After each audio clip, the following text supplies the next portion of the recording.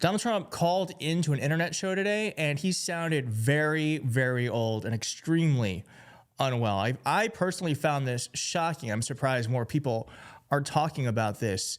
And there must be something in the air because Trump administration officials and Trump are short-circuiting. Listen to Scott Bessent, Short Circuit on live TV. The American people, when they voted for President Trump, voted for accountability, and whether it's Doge, whether it is our efforts at Treasury and the IRS, we are bringing accountability and efficiency in. These people are just so bad at this. Accountability and whether it's Doge. On live TV, these are the people Donald Trump has in the highest areas of power in our government. And Donald Trump himself is also just not doing well. He said publicly that he had no idea about 4 U.S. troops that had died. Imagine if Joe Biden were to have done this. About soldiers in Lithuania. Have you been briefed about the soldiers in Lithuania who are missing? No, I haven't. Have you spoken, sir, with the big three auto? That is crazy that he doesn't know about that.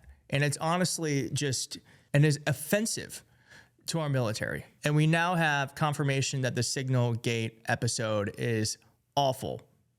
And it's because Donald Trump has now called it a witch hunt.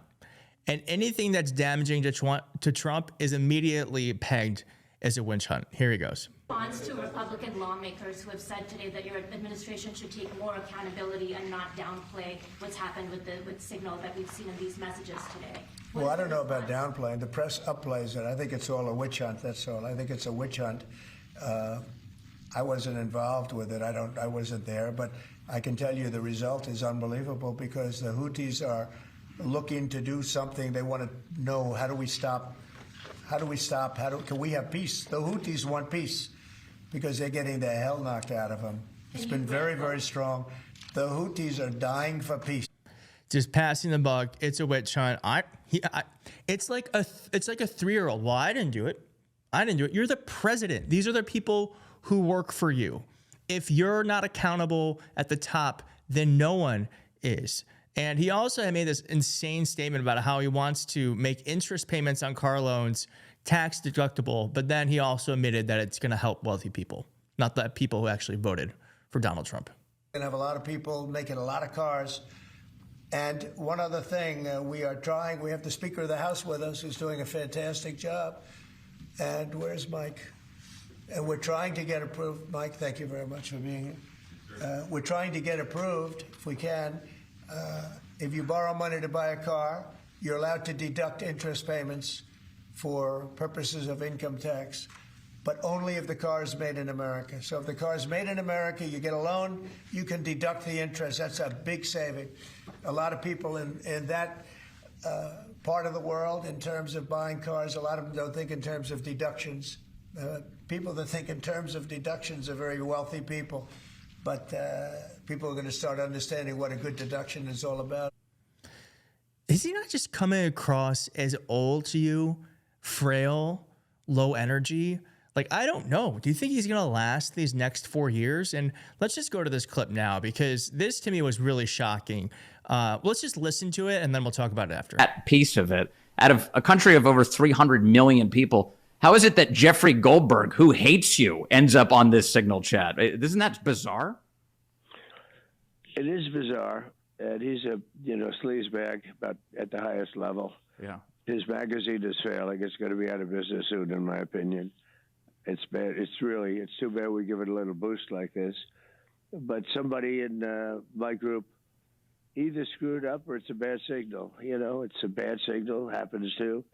But, and there weren't details, and there was nothing in there. Yeah, so I want you to just imagine, doesn't he just sound like he's just in his bed, like almost asleep, just talking? It does not sound like the president of the United States, who understands that this is a huge issue that he has to deal with. And the fact that he calls it a bad signal, there is reporting that says that Donald Trump does not know what Signal is. He doesn't fully understand why this is a big deal because he is either old or ignorant or both. And back to this Oval Office meeting, Donald Trump announced that he's going to make a 25% tariff on any car imported into the United States. More than 60% of the cars that are sold here would get a tariff from that. More than $75 billion in increased costs for Americans due to this. How do you assure Americans then that this will not cause a long-term increase in prices? Well, look, I think we're going to have a market the likes of which nobody's ever seen before, not in this country. You know, we had the best market ever in my first term. It was the strongest market ever, the best economy ever. And I think I think this blows it away. But this is something that people have wanted to do, presidents have wanted to do for a long time. A lot of them didn't understand it. It wasn't a priority for them. But foreign countries understood it very well. And they've really... CEO doesn't even answer the question. Like, he's just like, well, we're going to have a market like nobody has seen before. Okay, how? Because what you're doing right now has made it so the market has gone down continually since he's been in office. And Donald Trump did not have the best market ever. That would be Joe Biden. And Donald Trump inherited it and he squandered it. So let me end with this. If this pisses you off, if you are pissed off by everything happening in our country right now, the attacks on Social Security, the attacks on our government, the way that they're going to cut Medicaid, the way that we are just so much less safe now militarily, and they do not care about the classified information that our military has to prevent our enemies from being able to hurt us or our allies, all of that stuff. Well, may I recommend that you go to your local hands-off march and protest that is happening on Saturday, April 5th. Now, I will be at the one in Washington, D.C. I hope to see you there, but there will be versions of this all across the country. And so you can go to moveon.org and you can find a local protest where we have to all stand up and say that we demand to be a country of laws, a country that treats everyone equally, and a country of due process. So I am going to be there live streaming.